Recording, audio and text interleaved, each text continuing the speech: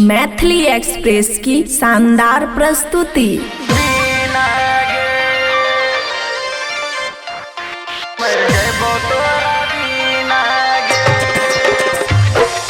DJ Manish Raxaul.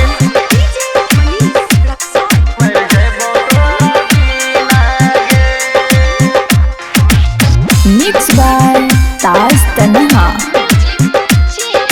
खुशी recording studio Baluaha. छोड़ के तो चल जाए में हमारा गे छोरी, छोड़ के तो चल जाए में हमारा गे, छोड़ के तो चल जमी हमारा गे छोरी, छोड़ के तो चल जमी हमारा गे। याद आईबी तो जब जब गे मर जाबो तोरा बिना गे, याद आईबी तो जब जब गे मर जाबो तोरा बिना गे।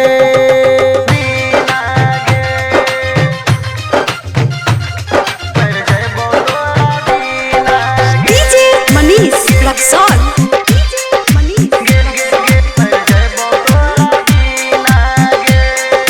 खुशी रिकॉर्डिंग स्टूडियो बलुआहा। जल्दी जल्दी किए करे छगे हमरा तो छोड़ जाय छे गे,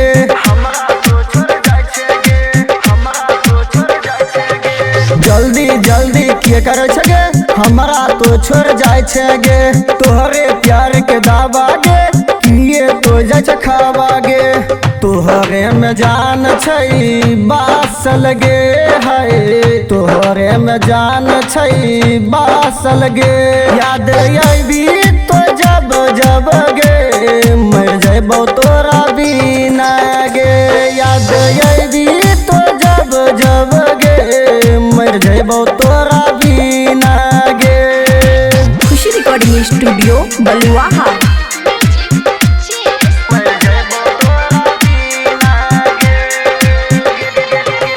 अब की अतै गिरन गे ले जाय में तो जान गे,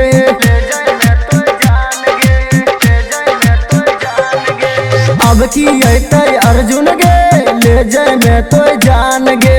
धर के जब जब जियरा गे मन के भरम छै पियरा गे, बोलते जे कुछ अमन आकी गे, बोलते जे कुछ अमन आकी गे। याद आईबी तो जब जब गे मर जाबो तोरा बिना गे, याद आईबी तो जब जब गे मर जाबो तोरा बिना गे। छोड़ के तो चल जाए में हमारा गे छोरी, छोड़ के तो चल जाए में हमारा गे।